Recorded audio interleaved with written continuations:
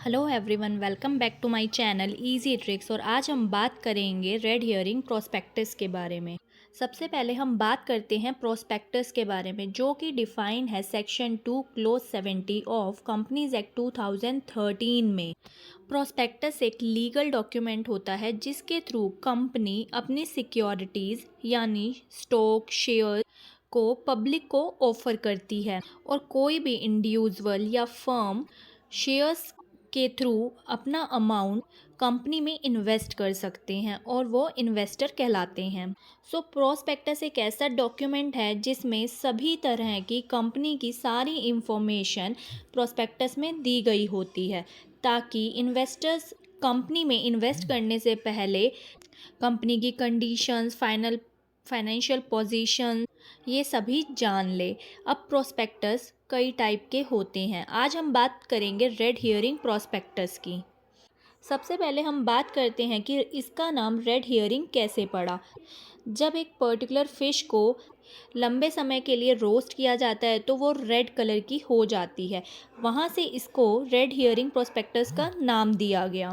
और साथ ही कहा जाता है कि इन्वेस्टर्स एक बड़ी मछली होते हैं, और बड़ी मछली को लाने के लिए छोटी मछली को आगे भेजना पड़ता है। तो यहाँ पे छोटी मछली प्रोस्पेक्टस है और बड़ी मछली इन्वेस्टर्स है, यानी कि प्रोस्पेक्टस इशू करके कंपनी इन्वेस्टर्स को इनवाइट करती है। सो यहाँ से इसका नाम रेड हियरिंग प्रोस्पेक्टस पड़ा।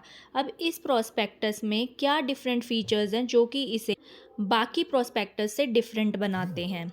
सो रेड हियरिंग प्रोस्पेक्टस को कंपनी जब इनिशियल पब्लिक ऑफर इशू करती है तब इसे इशू किया जाता है, और रेड हियरिंग प्रोस्पेक्टस को इन्वेस्टर्स को इशू करने से पहले कंपनी एक draft red herring prospectus, in short DRHP, prepare करती है और उसे रेगुलेटरी के पास सबमिट कर देती है।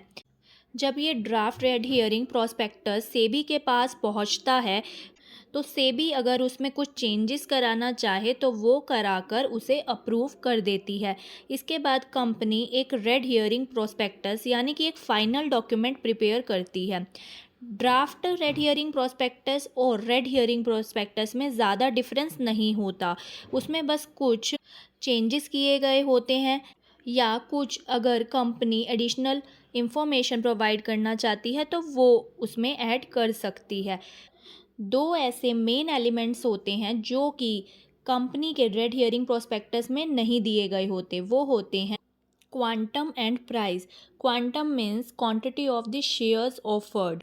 कंपनी जितने भी शेयर्स ऑफर करने वाली है उसे रेड हियरिंग प्रोस्पेक्टस में नहीं बताया जाता, और ना ही कितने प्राइस पर वो शेयर्स इशू किए जाएंगे वो बताया जाता है।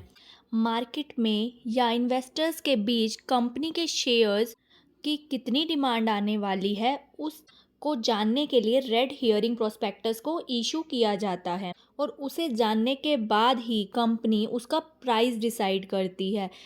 ऑफ कोर्स अगर डिमांड ज़्यादा आएगी तो शेयर्स के प्राइस भी हाई रहेंगे, अदरवाइज प्राइसेस लो भी हो सकते हैं।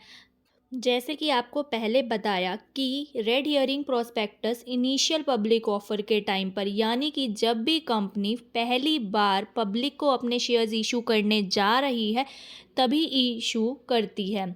तो कंपनी को उस टाइम पर इतनी नॉलेज नहीं होती है कि इन्वेस्टर्स के बीच उस कंपनी के शेयर्स की कितनी डिमांड रहेगी, तो उसी के लिए रेड हियरिंग प्रोस्पेक्टस का कॉन्सेप्ट बनाया गया है, ताकि कंपनी डिमांड जानने के बाद ही उसका प्राइस डिसाइड कर सके। आई होप आपको रेड हियरिंग प्रोस्पेक्टस का ये कॉन्सेप्ट अच्छे से समझ आया होगा, और साथ ही draft red herring prospectus and red herring prospectus में क्या डिफरेंस होता है ये भी अच्छे से समझ आया होगा। अगर ये वीडियो आपको अच्छी लगी तो प्लीज़ इसे लाइक एंड शेयर करें, और चैनल को ज़रूर सब्सक्राइब करें, और बेल आइकन पर भी ज़रूर प्रेस करें ताकि आगे आने वाली वीडियोस आपको मिल सके। और लॉज रिलेटेड वीडियोस देखने के लिए आप चैनल की प्लेलिस्ट में जाकर और वीडियोस भी देख सकते हैं। Thank you for watching the video.